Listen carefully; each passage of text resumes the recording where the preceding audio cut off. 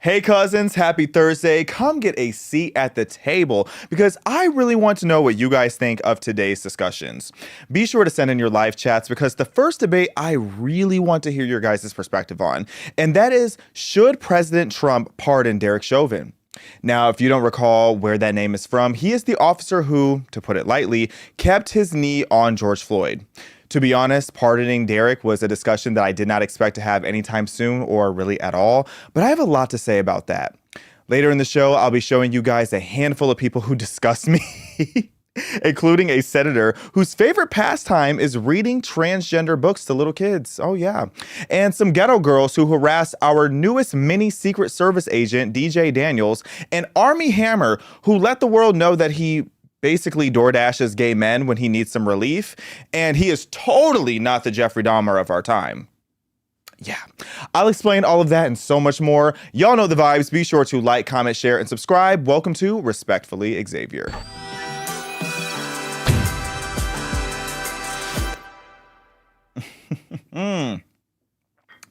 First and foremost, you guys, it is March, which means that here at PragerU, it is double match month. If you guys are not familiar with PragerU, which I'm assuming by now you are, we are a 501c3 nonprofit. We make educational content, pro-American content. We talk about values. We make curriculum, well, basically curriculum for students, teachers, everybody, you name it, educators who are looking for some resources that are not biased, that are not woke, that are not corrupt. We do all of that because of your guys' support. And this month, if you would like to help us keep PragerU videos free and keep making alternative educational resources for kids that are struggling in these woke schools, please consider making a tax-deductible donation today. And again, your whatever you put in will be doubled. So if you give $1, we'll make it too. So go to PragerU.com, check out all of our great content, especially PragerU Kids if you are a parent or a teen or even a young middle schooler, but I don't think that y'all are watching this show. But either way, double match month, take advantage of it. We appreciate all of your support. Now, getting into this first discussion, again, I really did not think that we were ever going to talk about this, but y'all remember Derek Chauvin. Now, Derek Chauvin is sentenced to prison for about 22 and a half years, and it's because of everything that happened in 2020 with George Floyd. His mugshot is so frightening to me and so menacing. Like, that man just looks like he has been through it. It's giving sleep paralysis demon low key. But Derek Chauvin, not a laughing matter. This is the man who has been in prison because of everything that happened with George Floyd. Now, I really shouldn't even have to rehash to you guys just how chaotic that is, even though I do feel like people have kind of put rose-colored lenses on when they look at how chaotic and messy 2020 was with BLM and the Summer of Love. But if you don't know by now, there were so many factors of that situation that were completely overlooked and that people did not want to talk about, and you weren't allowed to talk about online for many, many years. Not only would you get canceled, but a lot of the times you would be deplatformed. Now, at this point, if you don't know most of this information that I'm about to say, then you really just need to catch up. Like, facts. George Floyd had fatal levels of fentanyl in his system. Fact. George Floyd said that he could not breathe before he was even on the ground. He was still in the car saying that he could not breathe. Fact. George Floyd had two pre-existing heart conditions that made it extremely likely for him to have just go into cardiac arrest at pretty much any time. In fact, the autopsy showed that there was no evidence of airway destruction or strangulation that was a direct cause of death. So with all of this going on, plus you factor in the heightened emotion that was around this case and people making it into a race war, and even though there was truly not anything to prove that this situation was racially motivated, it still led to the chaos that we know of BLM, which is an organization I am so sick of talking about. I feel like every time I hear BLM, I just want to melt away and just go to a different decade, because they are just so over and done with. But they are potentially going to make a renaissance with this new movement that is going on, where people are calling to pardon Derek Chauvin.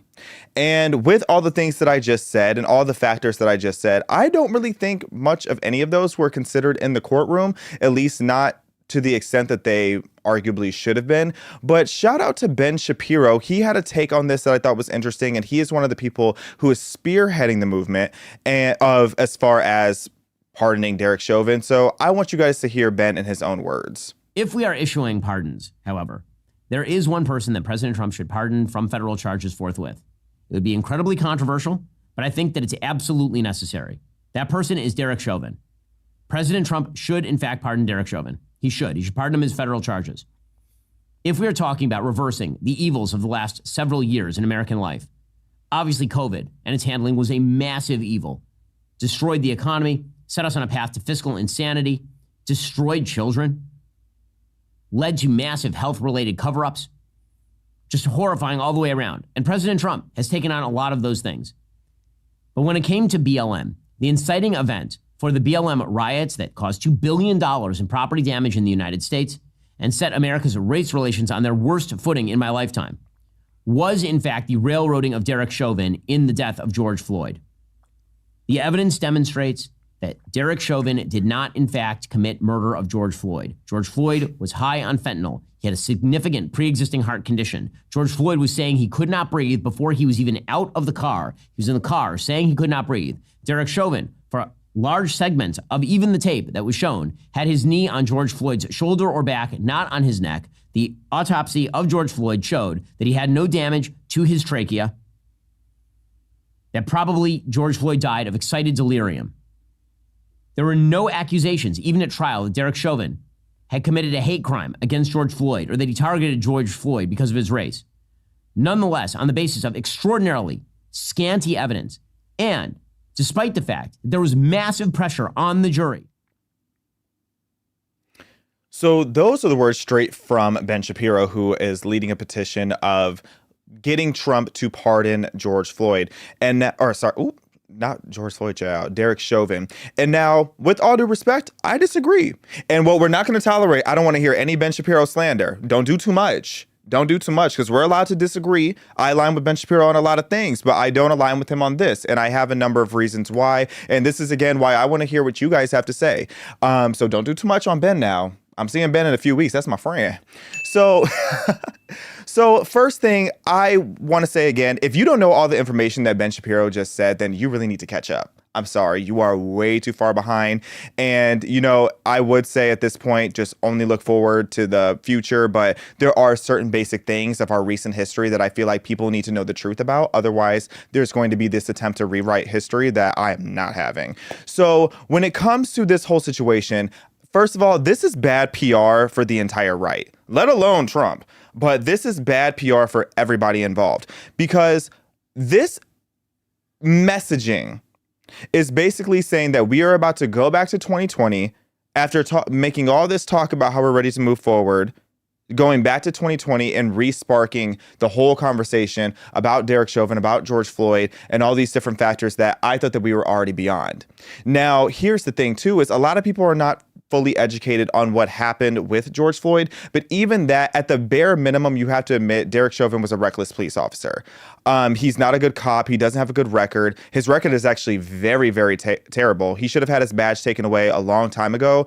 And although it is a fact that there was no proof of strangulation, there's a clear lack of regard that Derek Chauvin had for George Floyd's life at that point. So while I don't think that Derek is necessarily guilty of all the different elements of that situation, he at the very, very least was a very reckless police officer.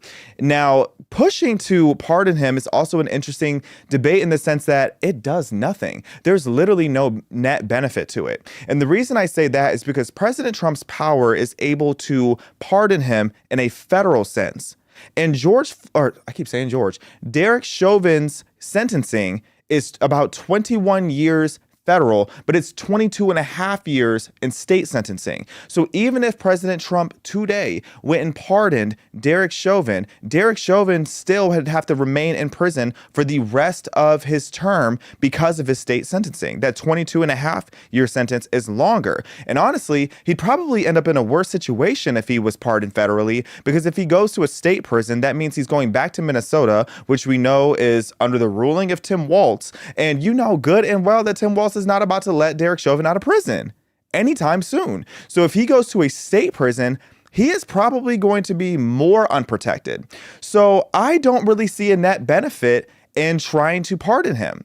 You know, I understand what Ben is saying, that it would right some of the wrongs and kind of show that this is a new beginning and that we're not about to tolerate racial division and all of that. But honestly, I feel like this would be reopening a wound in a way that it would create so much more racial division that we are starting to finally heal from. I feel like this would knock us many steps back. To be specific, I think it would knock us 5 years back, and America just can't afford to do that right now. Instead of pardoning Derek Chauvin, how about we build a border wall first? How about we end the wars that are overseas that we have our foot in first? How about we figure out what Diddy was doing first? There's so many things that we could be doing in America first, rather than worrying about Derek Chauvin and just basically giving him the validation of, oh, you're not as bad of a guy as we thought as a country, but you still have to remain in prison for 22 and a half years. There really, to me, just is no net positive to this whole situation. So yeah, that's how I feel. What do you think, Mr. Rodriguez? I think it's a messy situation, an unfortunate one too.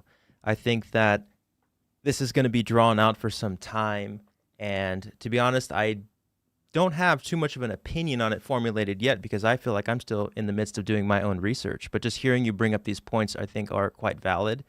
And so I can say that I think this is definitely going to spark up a lot of debate, and I think that the internet is going to be completely just swarmed with just long paragraphs after long paragraphs, especially after this video from Ben Shapiro and now you commenting on it. I think it's going to be an interesting time, because even right now, as I'm reading in some of the comments, people are just, hashing it out. So what are some people saying? So we got some right here. Let's see what we got. We got some people that are really like saying, oh yeah, based on what this guy is saying, all the people that Biden pardoned, no, that's not important. There was one here that was really good. I'm trying to find it in the moment. Well, if you find it, just let me know later. We can maybe circle back to it. But yeah, you guys keep sending in your comments. I love to see the discourse after of what you guys think of the whole situation. It is interesting. I understand what Ben is saying, and no Ben Shapiro slander. Don't do too much. Do not do too much. But yeah, I just don't see it being something that's worth diving too deeply into. So let's go ahead and move on along. Next, I want to talk about these transgender bedtime stories, because nothing says stick it to the man quite like convincing a child to mutilate their genitals. So Senator Alyssa Slotkin, she was the person that was selected from the left to go and pretty much rebuttal against everything that Trump had to say at his first joint union address of his second term. And she was also one of the biggest leaders when it comes to keeping men in women's sports. She's very much in favor of keeping biological men in women's sports. And now, before I get into all this tea, let me remind y'all, PragerU is a 501c3 nonprofit, meaning we do not endorse any candidate. We are not out here endorsing a political party or anything. We're just talking about the tea and calling a spade a spade. So I just find it funny how, as it was announced to us that Senator Slotkin was going to be talking to all of us, or talking to Trump and basically giving her rebuttals to Trump, this video resurfaced of her reading transgender children's books to little kids. Let's play that clip. I don't mind being different. Different is special. I think what matters most is what a person is like on the inside. And inside, I'm happy. I'm having fun. I'm proud. I am jazz. First of all, this is how I know that these people don't even know trans people. Because what do you mean inside you're happy and having fun? The amount of mutilation that goes into like these hormone blockers, like if you really go and listen to people who are honest about this, the process of transitioning, their body goes through hell. Okay.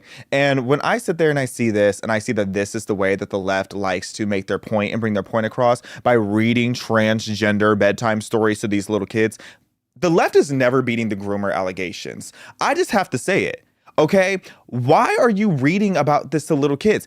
I just do not understand, nor do I want to, what is going through these people's heads when they're constantly trying to put this ideology onto young kids, whether it's sexuality, gender identity, which is still just such a scam when you look into the history of it. No matter what angle that you're approaching it from, let these little kids be kids.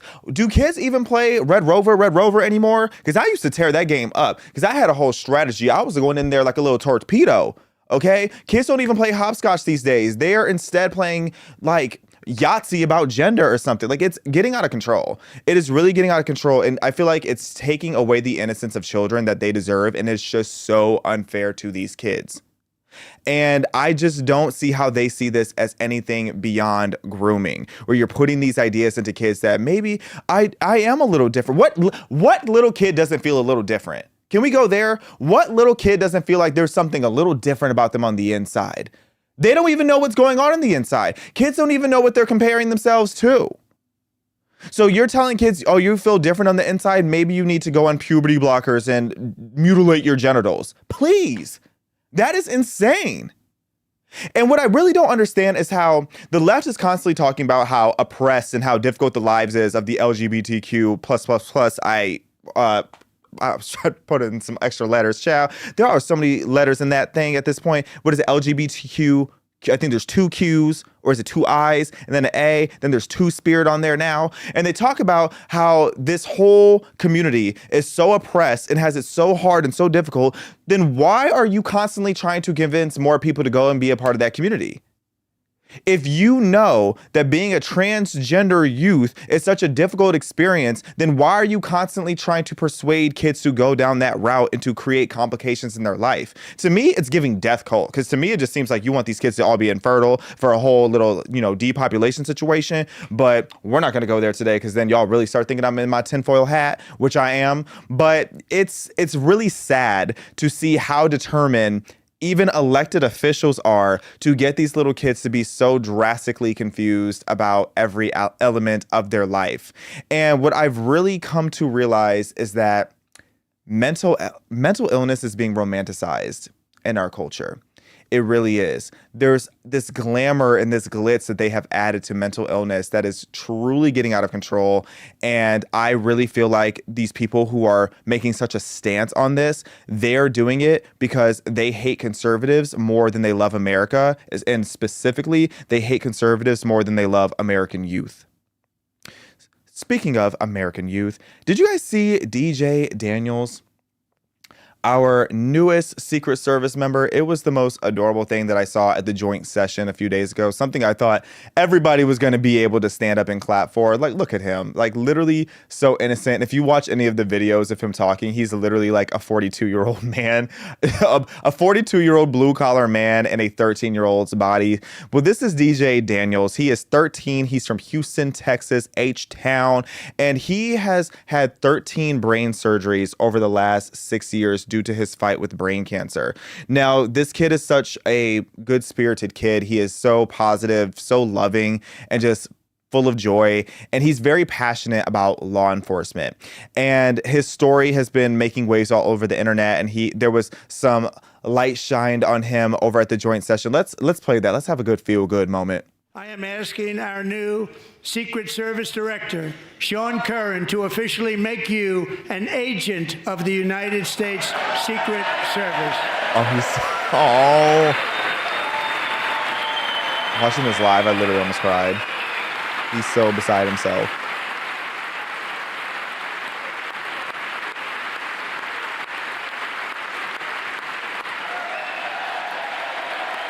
Iconic. This right here is iconic.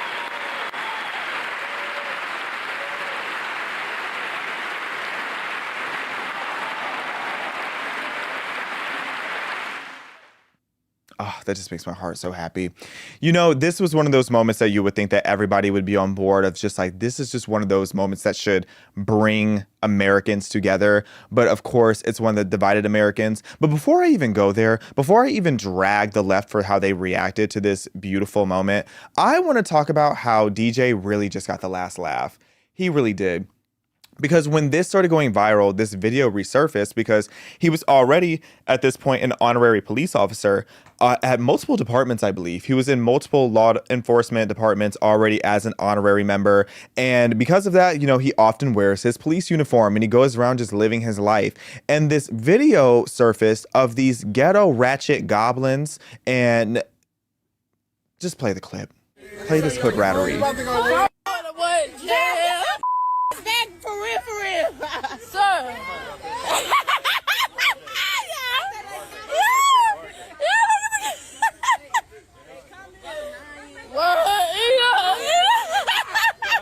fun of a kid with cancer? Arrest her! Arrest her! Arrest her!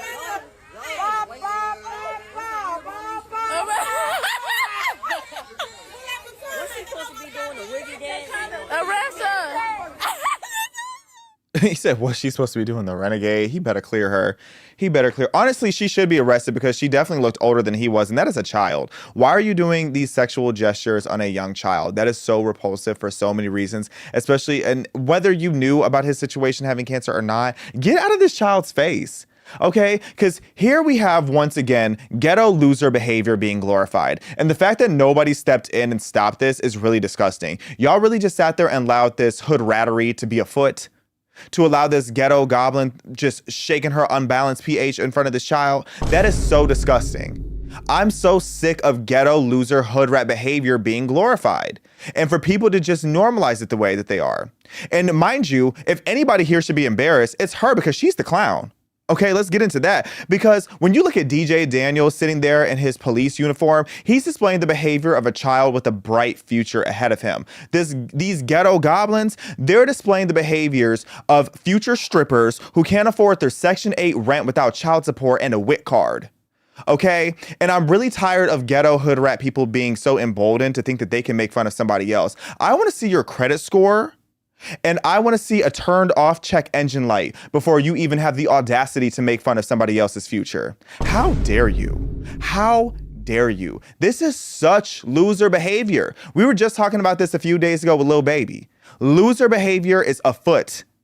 Okay, gang banging behavior is lame. This making fun of young children because they actually care about their future. Okay, when you are broke and broken because you have nothing fulfilling in your life in 10 years, I want you to look back at this video.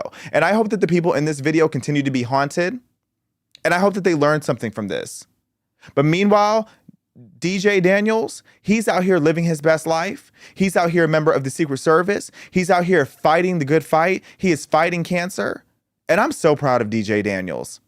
And people kept trying to people on the left kept trying to make this into such an overly political moment. Because first people were talking about how can Trump bring him up there when he's cutting cancer research? Please, y'all are so disingenuous. Y'all know good and well what Trump proposed. And again, this is not me getting super political. This is 501c3 nonprofit, mind you.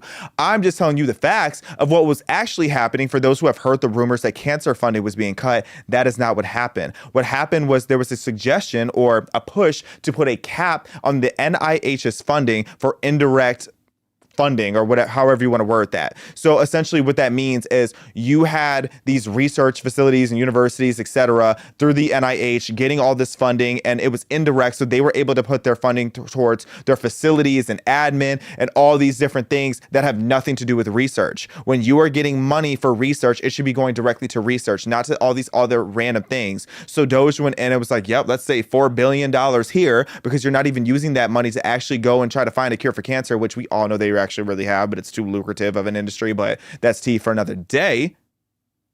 But stop trying to act like he was cutting the funding for cancer research. No, he was making it, or trying to make it, so that the funding is more direct towards finding a cure and better treatment for cancer for people like DJ Daniels, who again, in the last 6 years has had 13 surgeries on his brain.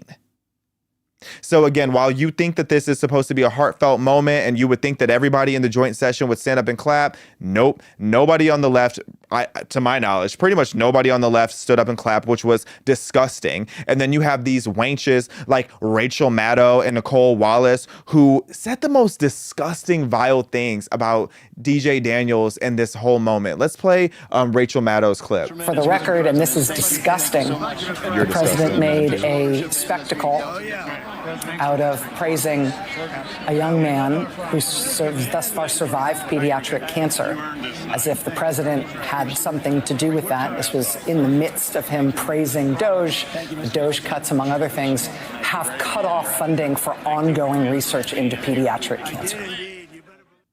First of all, I'm irritated by her haircut. Her haircut looks really stupid. Second of all, girl, nobody is out here pretending like President Trump, that nobody is out here acting like President Trump is who cured his cancer or fought against his cancer. Where did you pull that out? You just made that up. You just made that up for real. Nobody said that. Who said that? Because I would like to see it. How in any way, shape, or form was President Trump giving this 13-year-old boy a moment that he will never forget and a moment that his family and our country should never forget? You take this and say that that's President Trump pretending like he fought his cancer? When did Trump say that he was a surgeon or like a cancer researcher? Y'all just make up anything about people on the right. It's really getting ghetto. And then Nicole Wallace, she said this to her tired self. But I think looking this unbathed. is a lesson in finding one thing that you let yourself feel. And I let myself feel joy about DJ. And I hope he's alive for another, 95 years, right? And I hope he lives and the life he wants to live. He wants to be a cop. He knows what he wants to do. And maybe when you have childhood cancer, that crystallizes for you. And I hope he has a long life as a law enforcement officer. But I hope he never has to defend the United States Capitol against Donald Trump's supporters. And if he does, I hope he isn't one of the 6 who loses his life to suicide. And I hope he isn't one who has to testify against the people who carried out acts of seditious conspiracy and then live to see Donald Trump pardon those people. What kind of grown woman sees a child having such an incredible moment and immediately goes to, I hope this kid doesn't take their life? What? Like, how is that even what went through your head? Are you okay, sweetheart? Like, I feel like sometimes I almost go crazy trying to understand how crazy people think. You see this 13-year-old child having a moment of his dreams coming true in real time. And that's what you have to say? You bring up January 6th? Okay. Newsflash, young ethnic children do not have to agree with every single thing that you think. Miss Awful, affluent white, what is awful? Tim Pool always says it. It's like affluent white liberal woman or something like that. Like, come on, girl. Come on. This is just so distasteful. Young black children are allowed to think differently than you. Young black children are allowed to be conservative. They do not have to worship your ideology. And it's okay for you to be happy for a young black child that's conservative or has conservative values when you see that they're having their dreams come true. Because I just find it interesting how conservatives saw a child's dream coming true and the left saw a terminally ill child as a pawn to attack conservatives. That's the difference between these two sides. How dare you?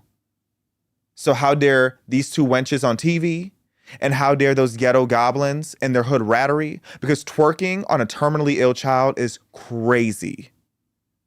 Speaking of twerking, let's move along to our goofy of the day.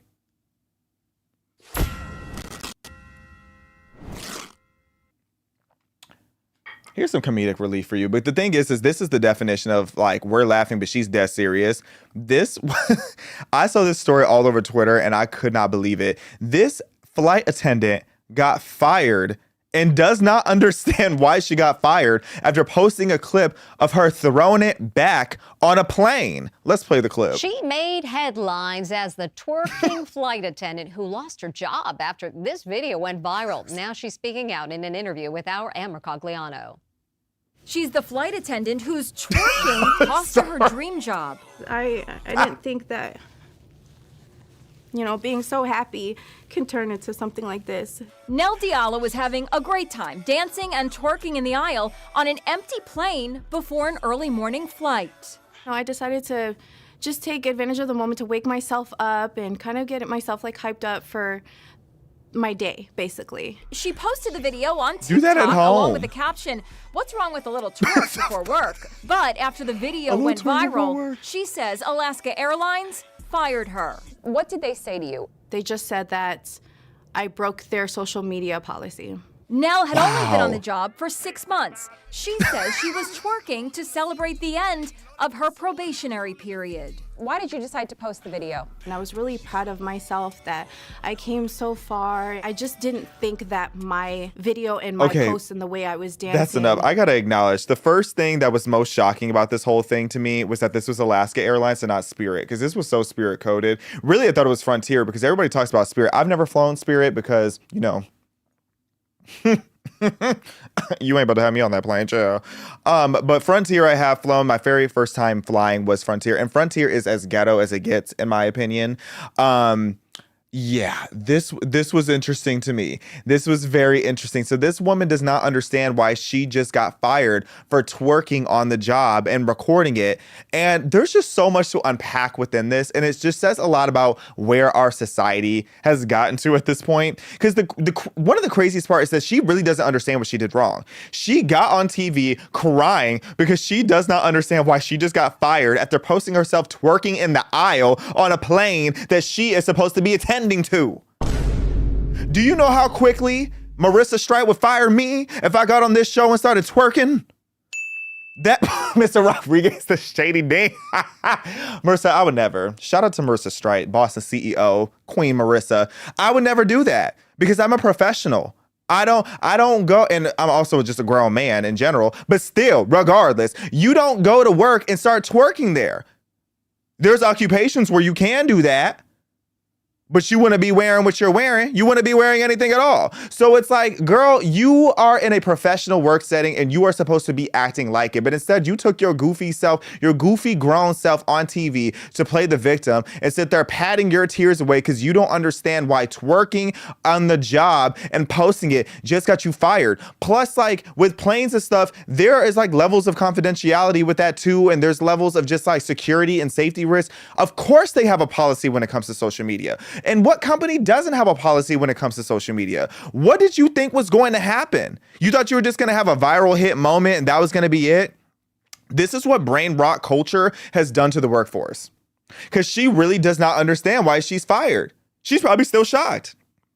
Again, there is, and don't even do anything. Don't even get in my comment section talking about how I'm always battling this earpiece because y'all always make fun of me for it. I can't stand an earpiece. Okay, y'all are going to get to know me at a real personal level on this show. And just know, first, I can't stand an earpiece. So I will continue to fight with that earpiece. Anyway, there is a time and a place to twerk.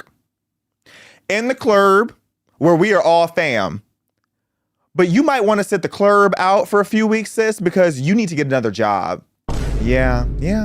And when you do get another job, you need to look at their social media policy and make sure that it's appropriate before you record yourself twerking on the job. And really, this is the worst possible time that you can do this when it just comes to PR, because it's so funny. At the end of that clip too, she talks about how Alaska Airlines, they wouldn't make a statement about firing her because it's against their policy to talk about employee matters. See, you don't break policy. Professionalism 101. And a policy says you can't post a video of yourself twerking in the aisle. You shouldn't do that, sis, especially at a time where we have planes falling out of the sky.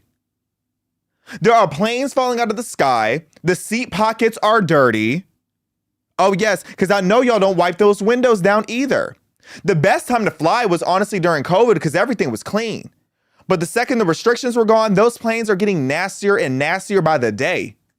I shouldn't sit in my seat in first class and there's still warm peanuts on my seat. That's the front of the plane. How did you miss that? Okay? Get to work. You need to get up and go to work. And if you're talking about you want to hype yourself up, gas yourself up for the day, gas yourself up at home. Twerk at home. Be a professional. Moving along, goofy. She was eating up that choreography though. Can I say that? She was kind of eating that up. She was hitting the percolator a little bit, but let me not do too much. Not too much. You ain't about to fire me for dancing on the job chair.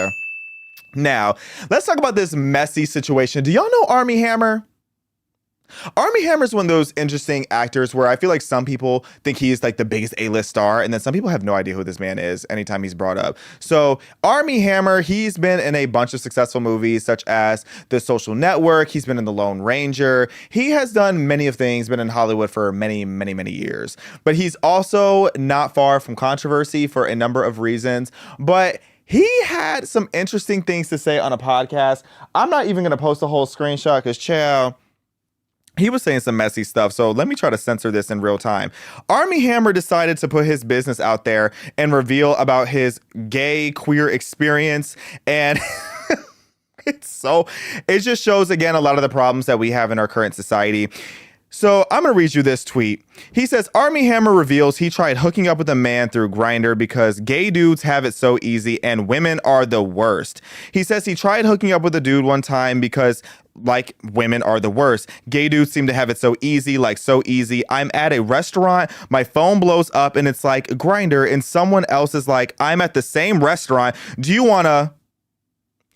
in the bathroom, and you're like, hey guys, I'll be back in 5 minutes. Then he continues to go on about how the situation didn't do anything for him. It's like, first of all, repent for your sins. Because what are you doing DoorDashing gay men? He basically said, I get on the app and then I just order somebody to come handle your business. That is messy. That is messy and that's dirty. And I know a lot of y'all are doing it. No shade. If you want to live your life, live your life. But this is information I'm surprised he actually put out to the public. But it really just goes to the problem that we have, one, with instant gratification in our society. Two, dating app culture is getting out of control. Three, we are so far from God's intention of a nuclear family. It's not even funny, where you can literally just get on an app and say, hey, meet me over here in 5 minutes, and y'all just handle business and keep it moving. That's crazy. That's really where we have gotten to as a society. And he's putting this out there, just like bragging about it, because it's just public thing. It's just a public thing that people are doing now. That is messy. But also, it's a bit misogynistic. He's talking about how women are the worst because women don't give it up fast enough and more conveniently enough for him. It's like, and I don't use the term misogynistic lightly. I feel like that's one of those terms that have been overexposed by the left, where it pretty much has no meaning. But it is pretty creepy and just shows a bit about your mentality, where you think that women owe you the ability to, you text them and they're like, oh yeah, let's go meet in this closet. Let's go meet in this pantry and handle your business because you need some kind of relief. That's just dirty. That sounds like it burns when you pee. Okay, honestly, dare I say, Armie Hammer, I'm inducting you into the Hall of Fame of Hoetry.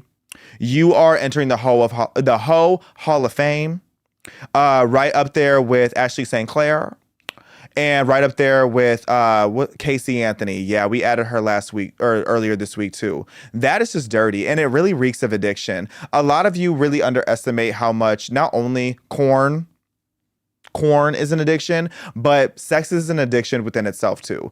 If it is that serious for you that you need to leave a dinner to go handle your business like that, I feel like you need therapy and maybe even a little bit of rehab, because it's getting out of control. And it also shows that you are so deprived of actual fulfillment that DoorDashing some random person's body for your pleasure is going to give you gratification.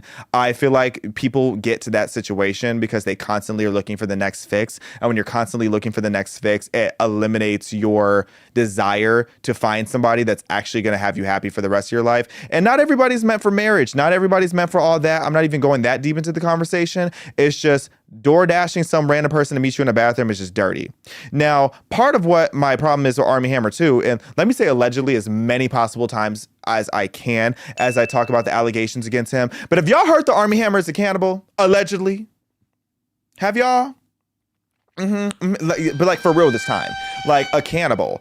Let's pull up some of the receipts. So there is this long going narrative, and I learned actually that there has been a bunch of like documentaries or podcasts or whatever talking about some of the things that Armie Hammer has allegedly done. And you just see some of these messages, like somebody posted this screenshot. Again, I don't have a way of confirming this, but it is a long going rumor that he literally eats people, allegedly.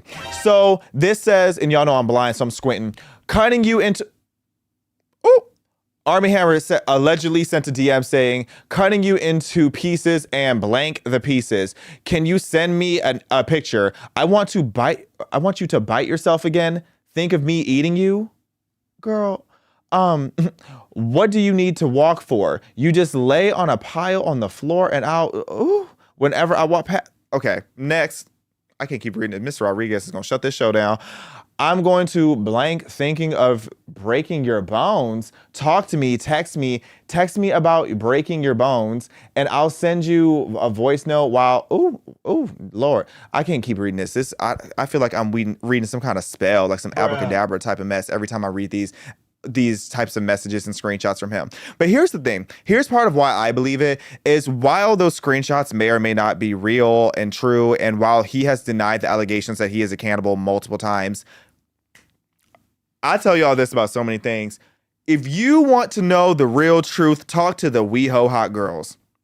since I have been in LA and people talk about some of the like LA secrets, one of the first things I've been hearing about for years in the just over 2 years I've been here now is the allegations that Armie Hammer is a cannibal. And what makes it more credible to me is I have seen text messages and particularly Instagram DMs from many women. I would say at least 4 women showed me their direct messages with him, and I've seen screenshots from probably 2 or 3 other people alleging that they were from Armie Hammer, and it had to do with either ripping out their organs and eating them, taking a bite out of them, breaking their bones, all of this Jeffrey Dahmer type of mess, and it's really concerning. And while I'm bringing this to your attention is because I want to remind y'all that when you get on these dating apps, you could be encountering the next Jeffrey Dahmer. Oh yeah. You could be. Jeffrey Dahmer was not one of a kind. He might be the most public, but there are definitely some people out there doing some really nasty, vile things. And cannibalism is a real thing. Kidnapping is a very real thing. Ask Hamas. And you guys need to start being careful when you get on these apps and when somebody rich and famous is promising you the world or promising you all this access. Just know you might end up in their refrigerator. And I'm not kidding. This is yet another Hollywood creep who is bound to fall if the allegations are true. But in my opinion, I'm going to just say allegedly and sip my tea. That's all for today. Just going back. Wait, let me do an outro. I want to get you some comments. There was some good stuff that came through. So as I was pulling them for you. Mr. Rodriguez, I can't hear you that well. Can you not hear me that well? Let me turn you up. How about now? Can you hear me? Yes, Xaviaer? sir. Cool. Awesome. Look at that fresh fade. We had to do it right. Okay. Especially on respectfully. So we got a comment from the elder millennial saying Derek should be commuted, not pardoned. 19 years experience, and he can't tell the symptoms of opioids from something like PCP. He should have gotten involuntary manslaughter, but he should be out now. You got another comment from Aaron Walker that says, I've had enough of George Floyd. The world is a better place without that thug. Not a black versus white thing. Pardon the cop or not, but stop bringing Floyd up like his death was a bad thing. My cousins, the dinner table is getting crazy. This is like clapback season of Thanksgiving. And shout out to the older millennial. That's really good creator. I follow him on TikTok. I think he got banned though. Did you get banned on TikTok? I think he got banned on TikTok. But he makes great content. But that is crazy. Were there any more you want to read? Because that is wild. Yeah, we got another one. So this is the last one on that topic, and just closing with 2 comments. So one from Carl Walker. The training that the police were given was being followed. George Floyd was high on fentanyl. The whole trial to me looked like a scapegoat trial, and I'm not for him getting a retrial or pardon. And then lastly from Judy, we have, remember back in the 70s, couldn't board the plane. This is not pertaining to the George Floyd stuff, but I don't remember the 70s, child. Y'all gonna stop playing me like I'm mad. But this is the flight attendant one. So remember back in the 70s, couldn't board the plane looking like a Raggedy Ann. Those were the days of prim and proper flying. Now look at what we have. Disgusting. Wow. Disgusting. I mean, this is what I've been saying for a while. I want us to start bringing back classy culture. Like, I look at the videos of way back in the day. Like, I would love to live in like the roaring 20s without the segregation and discrimination. Without all that, if black people had the rights that we have today, I would love to live in the roaring 20s or like that Great Gatsby era. Like, what is stopping people from bringing that back? But, I would take it back even farther. Shout out to Marie Antoinette. That was a classy girl. I wish that we brought that culture back. When people were classy on planes, things were clean. People didn't put gum under the seats. Like, society has just gotten so ghetto. And it's again because we uplift so much hood rattery and we normalize it. It's really out of control.